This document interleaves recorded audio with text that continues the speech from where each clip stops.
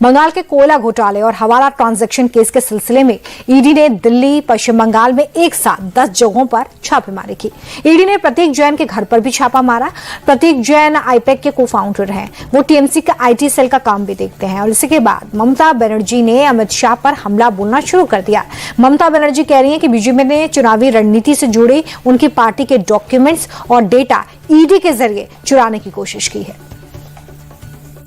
आप देखिए, अगर अमित शाह आपको बंगाल को जीतना है तो आपको हिम्मत है तो आप इलेक्शन में लड़ाई करके आइए। आप क्यों हमारा पार्टी आईटी सेक्टर को रेड करके पूरा पेपर ले लिया? आप क्यों हमारा बंगाल में एक जो क्रेडिबिलिटी नहीं है जो ऐप का, उसको देके आप एक बीजेपी वर्कर को इलेक्शन कमीशन ऑफिस में बैठा के 54 लाख नाम को डिलीट कर दिया। BJP is a killers party, they are the great killer of democracy. I am sorry mister Amit Shah and mister prime minister, please control your home minister. TMC नेता कुणाल घोष ने कहा कि ईडी का गलत इस्तेमाल हो रहा है। बीजेपी पश्चिम बंगाल में चुनाव हार रही है, वोट चोरी करके चुनाव जीतना चाहती है। एसआईआर के जरिए बंगाल के सही लोगों का वोट काटा गया है। वोट चोरी के बाद रेड डालकर डेटा चोरी हो रही है। ये ईडी को, सेंट्रल एजेंसी को मिसयूज करके भाजपा उनका पॉलिटिकल एजेंडा फुलफिल करना चाहते हैं। अभी वो समझ गए वो बुरी तरह हारने वाला है। अभी ऐसा है जो वो तो वोट चोरी करने का कोशिश किया इलेक्शन कमीशन को मिसयूज करके। वो वोट चोर भाजपा, वोट चोर जेन्युइन वोटर्स को हैरास करने लगा। जब वो देखा पूरा स्टेट में तृणमूल वर्कर्स वो रास्ते में उतर गए और पूरा स्क्रूटिनी, पूरा सिटीजन्स का साथ दे रहे हैं, तो वो ये वोट चोरी वो उसका फेल हो रहा है। इसीलिए अभी डेटा चोरी का वो कंस्पिरेसी किया। ममता सरकार की मंत्री शशि पांजा ने कहा है कि बीजेपी पश्चिम बंगाल में डरी हुई है। बीजेपी चुनाव को देखकर डर गई है। चुनाव से पहले ईडी का इस्तेमाल किया जा रहा है, लेकिन बीजेपी से टीएमसी डरने वाली नहीं है। टीएमसी पलटकर जरूर वार करेगी, हम लोग डरेंगे नहीं, वो ऐसा कह रही है। बीजेपी हार रहा है, बीजेपी डरा हुआ है। आज इसलिए बीजेपी बंगाल में आक्रमण किया है। सामने निर्वाचन है, ईडी सीबीआई पहुंच गया बंगाल। और आज हम लोग के जो आईटी जो देखते हैं, जो पार्टी की ऑर्गेनाइजेशनल बातें देखते हैं, जो ममता बनर्जी के निर्देश अनुसार काम करते हैं, उस आईपैक वाले ऑफिस में हमला हुआ। जरूरी कागज, दस्तावेज, तृणमूल कांग्रेस जो एक सोच रखी है, इन सब कागजों पर हमला हुआ है। तृणमूल कांग्रेस झुकता नहीं है, तृणमूल कांग्रेस वार करता है, पाल्टा वार होबे। एटाई আমরা আজকে বাংলায় বলছি।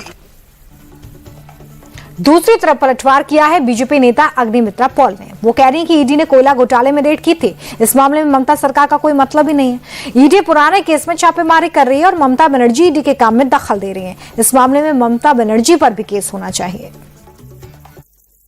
ईडी सोशल माध्यम में ट्वीट किए हैं कि ये जो केस है ये कोयला चोरी का केस है और ये बहुत दिन से चल रहा है। ये कोई नया केस नहीं है और इसके साथ राजनीति या टीएमसी का कोई संबंध नहीं है।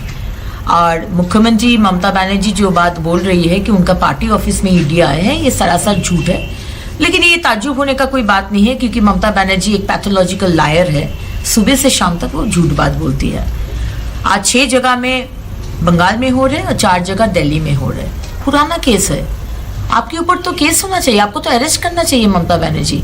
आप ईडी का सरकारी काम में आप दखल अंदाजी कर रहे हैं। आप जोड़ करके घुसकर हरा रंग का फाइल लेकर, आप डॉक्यूमेंट्स लेकर आप निकल जा रहे हैं। आपके ऊपर तो केस होना चाहिए, आपको तो अरेस्ट करना चाहिए।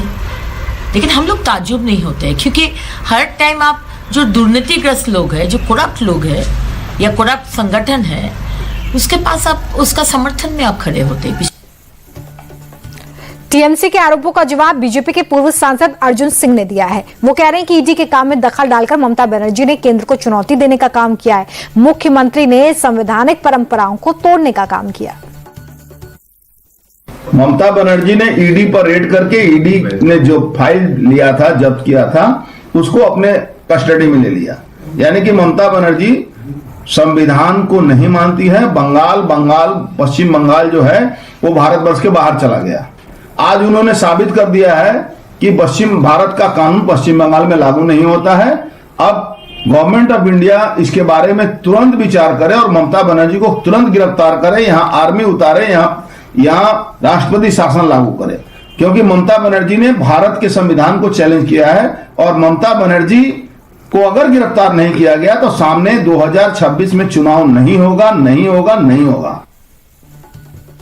बंगाल बीजेपी अध्यक्ष सौमिक भट्टाचार्य ने कहा है कि मुख्यमंत्री ममता बनर्जी ऐसी ही धमकी देती रहती हैं।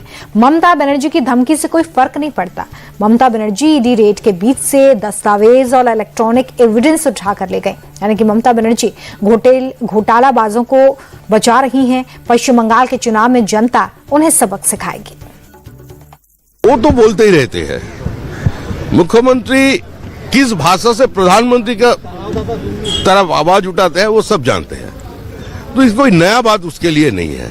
इसका जवाब जनता दे देगा। What is happening today, I think it is a chilling message to the nation. जो what is happening in West Bengal right now, जो कॉन्स्टिट्यूशनल हेड है वो किसी सरकारी कामकाज का ऊपर से हस्तक्षेप नहीं कर रहे, उसका अर्थ से जितना जो एविडेंस है, जो हार्ड डिस्क है, जो फाइल्स है, उसको छीन ले रहे हैं। तो उसका मतलब क्या है, वो किसको प्रोटेक्ट करना चाहते हैं? Those who are involved in this coal scam and hawala cases, वो उनको ही प्रोटेक्ट करने के लिए ये काम किया। किसी मुख्यमंत्री से ये कोई भी समाज ये प्रत्याशा नहीं करते हैं। I think it's a black day for West Bengal.